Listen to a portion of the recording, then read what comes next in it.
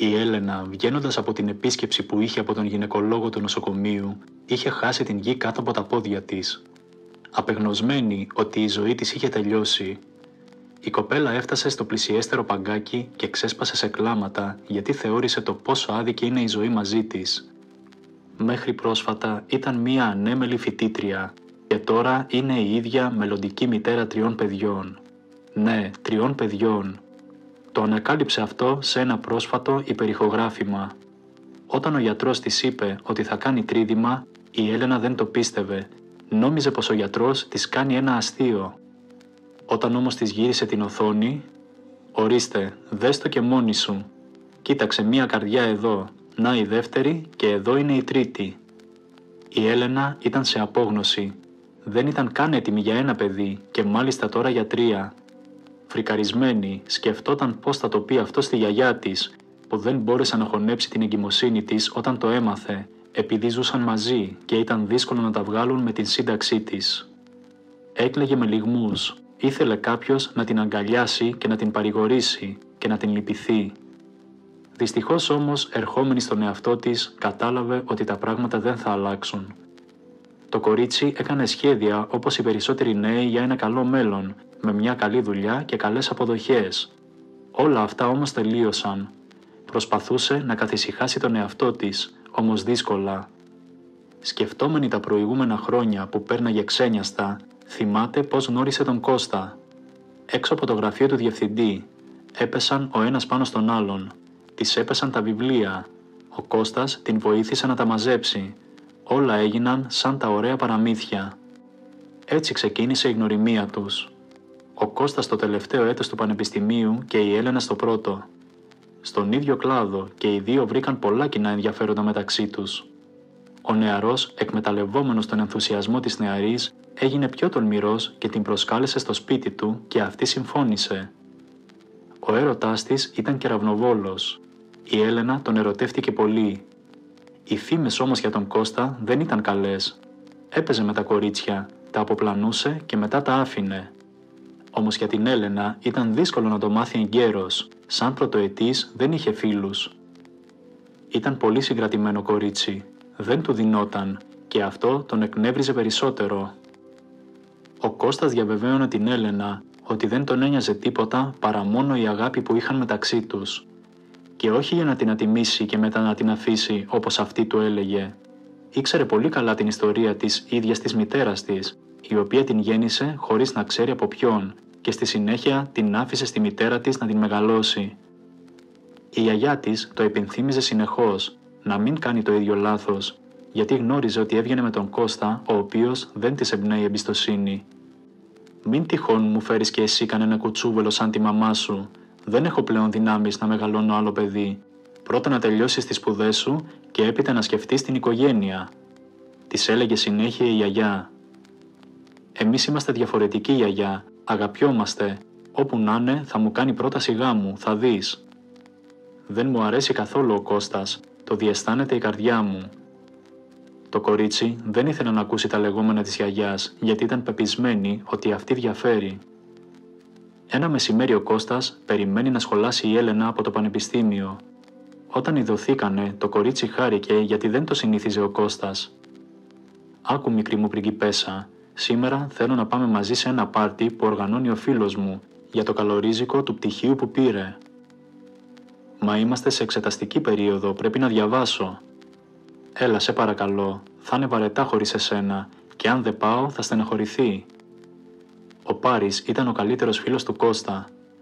«Καλά, θα ετοιμαστώ. Έλα να με πάρεις σε λίγο, αλλά θα μου υποσχεθείς ότι δεν θα αργήσουμε». Όλα ήταν σχεδιασμένα. Η παρέα έβαλε στοίχημα ότι ο επιβίτορας θα αποτύχει, γιατί δεν είχε ξανααργήσει να πέσει στο κρεβάτι με το θύμα του όπως προέκυπτε. Το πάρτι άναψε. Ο Κώστας έφερε 2 κοκτέιλ με μια συνηθισμένη εξωτική γεύση. Η Έλενα αρνήθηκε. «Μην ανησυχείς, δεν έχει αλκοόλ, σε διαβεβαιώνω. Ξέρω ότι αύριο γράφεις, εμπιστεύσουμε». Η Έλενα δεν είχε λόγο να μην πιστέψει τον αγαπημένο της. Άρχισε να πίνει. Ο Κώστας την παροτρύνει να το πιει όλο.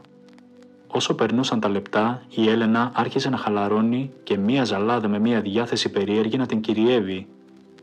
«Κώστα, δεν νιώθω καλά, ζαλίζομαι. Τι μου συμβαίνει?» «Δεν είναι τίποτα, κορίτσι μου, απλά είσαι πολύ κουρασμένη και τώρα χαλαρώνεις και θα νιώσεις καλύτερα. Μη δίνεις σημασία». Μετά από λίγο ο Κώστας παίρνει από το χέρι την κοπέλα και αποχωρούν προς το καθορισμένο δωμάτιο. Ζαλισμένη η Έλενα δεν μπορεί να καταλάβει τι της συνέβη.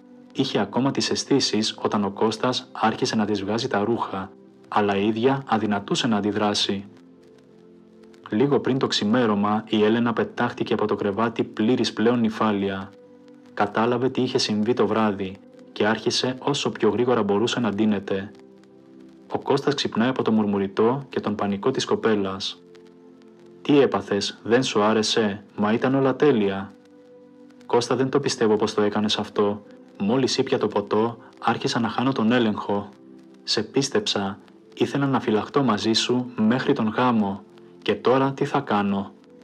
Άρχισε να κλαίει το κορίτσι με λυγμούς. «Καλά, καλά, μην ανησυχείς. Θες γάμο, θα τον έχεις. Έλα τώρα, γύρνα στο κρεβάτι». Το κορίτσι και την εξεταστική έχασε και έζησε τον χειρότερο εφιάλτη.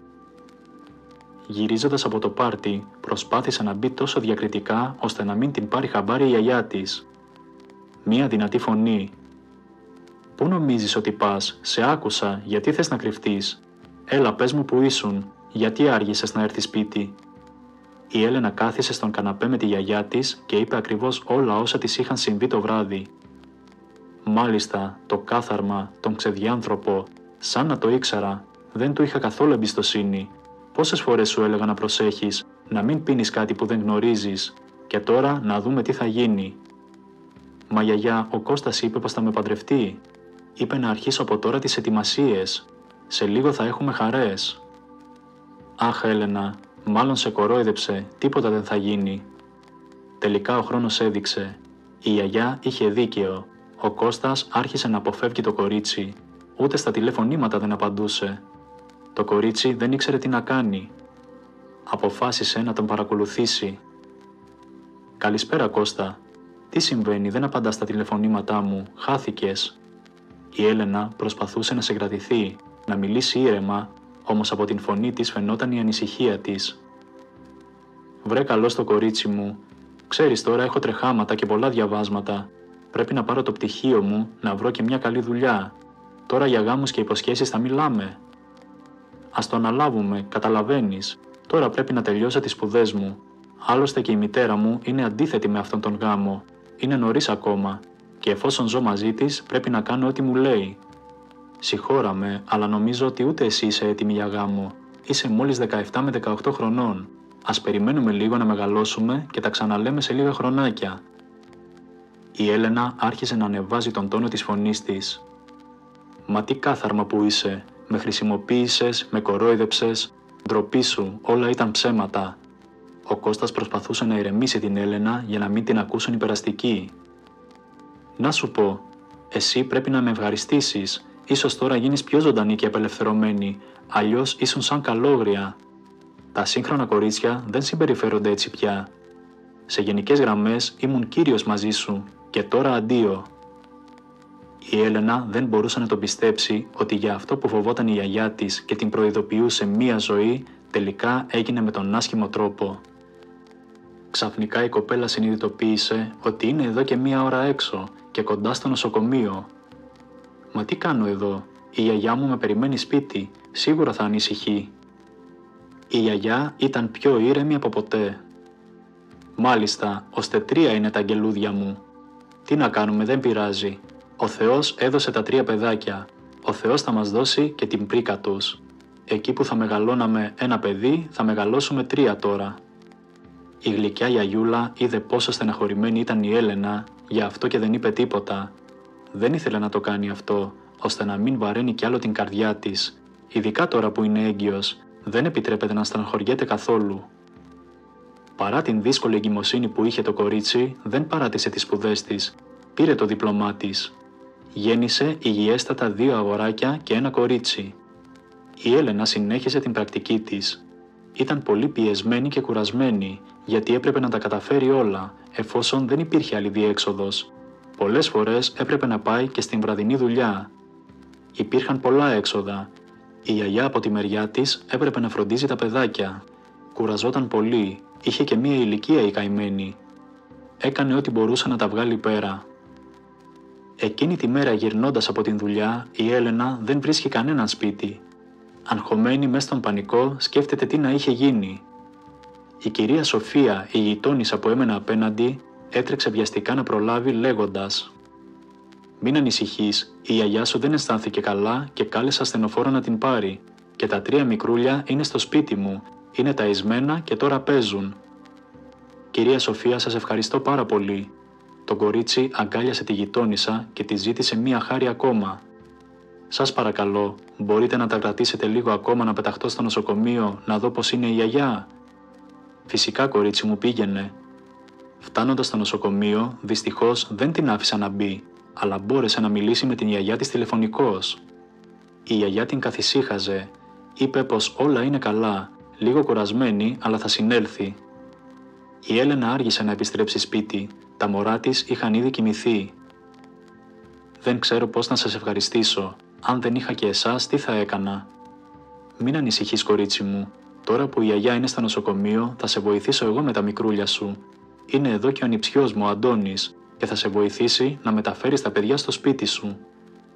Αμέσως ένας ευγενής νέος πλησιάζει τη νέα μητέρα με τα 2 αγοράκια στο χέρι. «Να, ήρθαμε κι εμείς. Κάποια όμως από εσάς να πάρει την μικρή πριγκίπισσα». Ο νεαρός, ψηλός, εύσωμος, με άφθονη αγάπη κρατάει τα 2 μικρά σαν να είναι δικά του. «Αντώνη μου, από εδώ η Έλενα, η μαμά των παιδιών. Βοήθησέ την». Ο νέος την βοήθησε και φεύγοντας λέει: «Άμα χρειαστείτε κάτι, μην διστάσετε, είμαι στη διάθεσή σας. Καληνύχτα». «Ευχαριστώ πολύ». Την επόμενη μέρα τα παιδιά έμειναν πάλι στη γειτόνισσα. Όταν σχόλασε από τη δουλειά, την προσκάλεσε η κυρία Σοφία να κάτσουν να πιούν ένα καφέ όλοι μαζί. «Δεν έχετε ιδέα πόσο πολύ με βοηθάτε. Αν δεν ήσασταν εσείς, δεν ξέρω πώς θα τα προλάβαινα όλα αυτά. Πώς να σας ευχαριστήσω δεν ξέρω». «Δεν χρειάζεται να με ευχαριστήσεις. Σήμερα τα μικρά ήταν όλη μέρα μαζί με τον Αντώνη. Αυτός ασχολήθηκε με τα παιδιά σου». «Δυστυχώς είναι πολύ άτυχος με τα κορίτσια. Είναι πολύ ντροπαλός, αλλά σπουδαίο παιδί και πιστεύω θα γινόταν καλός πατέρας. Χρειάζεσαι κάποιον να σε στηρίξει και να σε βοηθήσει. Πόσο ακόμα νομίζεις ότι θα αντέξεις? Πιστεύω ο Αντώνης θα είναι κατάλληλος πατέρας για τα παιδιά σου. Εγώ με τη γιαγιά σου θέλαμε να σας γνωρίσουμε». Βρήκε την ευκαιρία να τα πει η γειτόνισσα όσο ο Αντώνης ήταν στο σαλόνι με τα 3 παιδιά. «Μη βιάζεσαι, κορίτσι μου, να αρνηθείς. Είμαι σίγουρη. Σας ξέρω από την ημέρα που γεννηθήκατε. Αυτός είναι ο άνθρωπός σου». Κατά βάθος της άρεσε ο νεαρός. «Καλά, καλά, θα το σκεφτώ». Η Έλενα πλέον έδειχνε περισσότερη σημασία. Άρχισε να παρατηρεί τον Αντώνη πιο πολύ. Όντως τα παιδιά τον αγάπησαν και δέθηκαν μαζί του, αφού πέρναγε αρκετές ώρες μαζί τους. Το μόνο ελάττωμά του ήταν χαμηλών τόνων ο Αντώνης. Ντρεπόταν να εκφράσει τα συναισθήματά του για την κοπέλα. Τότε η Έλενα πήρε μια καθοριστική απόφαση και κάλεσε τον Αντώνη σε σοβαρή συζήτηση. «Αντώνη, εγώ θα μετακομίσω μόλις βγει η γιαγιά από το νοσοκομείο. Βλέπω ότι τα παιδιά σε αγαπάνε. Πρέπει όμως να παλέψω για αυτά τα παιδιά, να σταθούν στα πόδια τους και εδώ είναι τα δύσκολα». «Μα πώς θα φύγεις, εγώ σκοπεύω να σε παντρευτώ». Επιτέλους, ο Αντώνης μπόρεσε να εκφράσει τα συναισθήματά του για το κορίτσι. «Το ξέρεις όμως ότι θα είναι πολύ δύσκολο να μεγαλώνεις ξένα παιδιά. Μήπως δεν χρειάζεται να πάρεις τέτοιο βάρος στη ζωή σου? Είσαι νέος, θα κάνεις δικιά σου οικογένεια». Ο νέος δάκρυσε μη μπορώντας να απαντήσει. Η Έλενα ευχήθηκε καλή τύχη στον Αντώνη, πήγε σπίτι της και σπάραξε στο κλάμα. Η καρδιά της έγινε 1000 κομμάτια, αλλά έπρεπε να κάνει αυτό το βήμα για χαρτίρι των παιδιών της. Μετακόμισε στην πρωτεύουσα. Νόμιζε ότι θα βρει μια δουλειά ως οικονομολόγος στο οποίο είχε σπουδάσει, αλλά μάταια. Όπου μοίραζε το βιογραφικό της και την κάλαγαν, ζητούσαν εμπειρία την οποία δεν είχε. Το κορίτσι, αν και απελπισμένο, δεν μπορούσε να τα βάλει κάτω. Αποφάσισε να αναβάλει λίγο το όνειρό της. Αναγκάστηκε να εργαστεί ως καθαρίστρια στα γραφεία μιας εταιρείας. Όμως εκεί την περίμενε μια μεγάλη έκπληξη. Ο επικεφαλής του τμήματος ήταν ο Κώστας, ο πατέρας των 3 παιδιών της. Λίγο καιρό πριν την γέννηση των παιδιών, η γιαγιά της Έλενας τον βρήκε κρυφά και τον προειδοποίησε πως θα γίνει πατέρας 3 παιδιών. Το θράσος του δεν είχε όρια. «Χαχα, σιγά, είχα πολλές κοπέλες, ούτε θυμάμαι καν την εγγονή σου». Ας ζούσε ο παππούς της και ήξερε καλά να σε κανονίσει. «Σκάσε παλιόγρια, φύγε από εδώ, πας να μου φορτώσεις παιδιά αλωνών». Τι να κάνει περισσότερο από αυτό η γιαγιά, δεν είχε άλλο τρόπο. Η Έλενα όμως ήταν αποφασισμένη να ασκήσει το επάγγελμα που σπούδασε, γιατί σαφώς θα της απέδιδε καλύτερο μισθό. Για μία στιγμή φοβήθηκε πως αν την αναγνωρίσει θα την έδιωχνε από τη δουλειά ο Κώστας. Όμως κανείς δεν έδινε καμία σημασία στην καθαρίστρια, ειδικά ο Κώστας που ήταν υψηλού επίπεδου. Η Έλενα έκανε τίμια και καθαρά την δουλειά της, ούτε προσπάθησε ποτέ να τον εκδικηθεί ή να του κάνει κακό. Απλά περίμενε πότε η τύχη θα της χαμογελούσε. Ένα βράδυ που άρχισε να ξεκινάει το καθάρισμα, άκουσε από το γραφείο του Κώστα ομιλίες έντονες. Σκεπτόμενη η Έλενα, «Μα ποιος είναι τέτοια ώρα, δεν θα έπρεπε να είναι κανείς εδώ». Δεν ήθελε να κρυφακούσει, όμως κάτι την τράβηξε να το κάνει. Πήγε προς το γραφείο του. Εκεί συζητούσε με την σύζυγό του, η οποία παρεπιπτόντως εργαζόταν σαν ιδιαιτέρα του διευθυντού της εταιρείας για ένα σημαντικό συμβόλαιο που είχαν υπογράψει και είχαν ήδη λάβει ένα μέρος των χρημάτων. Ήθελαν να σχεδιάσουν το λάθος στον οποίο θα εκτεθόταν ο διευθυντής και την θέση του να αναλάμβανε ο Κώστας και στη συνέχεια να οδηγήσουν την εταιρεία σε πτώχευση ώστε η εταιρεία να πουληθεί στους ανταγωνιστές για 1 10. Η Έλενα ήξερε καλά το πόσο απατεώνας ήταν ο Κώστας και τώρα για δεύτερη φορά μετά από αυτό που άκουσε δεν είχε αμφιβολίες για το τι ήταν ικανός. Εφόσον είχε φερθεί και στην ίδια με τον απάνθρωπο τρόπο, άρα ήταν εύκολο και αυτήν την περίπτωση να την επιχειρήσει και να κάνει μια αντίστοιχη ανηθικότητα. Το επόμενο πρωί πήγε κατευθείαν στο γραφείο του διευθυντή, αγνοώντας ακόμα και την γραμματέα του. «Καλημέρα σας. Δουλεύω λίγο καιρό ως καθαρίστρια στην εταιρεία σας και έχω μια καλή πληροφορία για να σώσετε την εταιρεία σας από την πτώχευση, την οποία εσκεμμένα ετοιμάζουν εναντίον σας οι συνεργάτες σας». Ο διευθυντής άκουσε με προσοχή την Έλενα σε όσα του είπε. «Μα καλά, εσείς πώς τα καταλάβατε όλα αυτά, έχετε γνώση από την δουλειά, αφού είστε καθαρίστρια». «Έχω σπουδάσει οικονομικά και αγαπώ πολύ το επάγγελμά μου, απλά δεν έχω προϋπηρεσία και δεν μπορώ να εργαστώ ως οικονομολόγος». Ο διευθυντής ευχαρίστησε θερμά την Έλενα.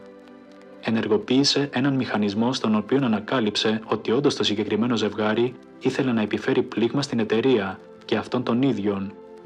Η ζημιά θα ήταν ανυπολόγιστη.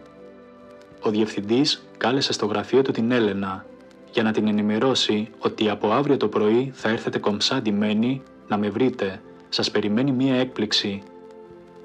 Όλοι σχεδόν στην εταιρεία ήταν χαρούμενοι ότι από εδώ και πέρα ο Κώστας με την γυναίκα του, που ανακατευόταν συχνά στα θέματα της εταιρείας, δεν θα δούλευαν ξανά εκεί. «Κυρίες και κύριοι, σας παρουσιάζω την νέα επικεφαλή του τμήματός σας, την Έλενα. Ας έχουμε καλή συνεργασία». Όλος περίεργος, το τμήμα χειροκροτούσε με ευχαρίστηση. Πλέον όλοι ήξεραν τα καμώματα του ζεύγους. Πανευτυχής η Έλενα, γυρνώντας στο σπίτι, σκέφτηκε να προλάβει κάτι ακόμα. Τηλεφωνεί στην κυρία Σοφία. «Σας παρακαλώ, κυρία Σοφία, συγγνώμη για την ενόχληση, αλλά θα ήθελα να μιλήσω με τον Αντώνη. Πώς μπορώ να επικοινωνήσω μαζί του?» «Μισό λεπτό, κορίτσι μου, εδώ είναι, στον δίνω». «Παρακαλώ. Άμα δεν έχεις αλλάξει γνώμη για να με παντρευτείς, γράψε τη διεύθυνσή μου και έλα να με βρεις, σε περιμένω». Η Έλενα σε μία μέρα απέκτησε όλα όσα ονειρευόταν. Τώρα είχε έναν άνθρωπο έμπιστο να την αγαπάει πραγματικά, να την σέβεται και μία πολύ καλή δουλειά και πάντα έλεγε στα 3 της παιδιά ποια ήταν εκείνη η γυναίκα που την μεγάλωσε, την στήριξε και της έμαθε να αντιμετωπίζει τις φουρτούνες της ζωής.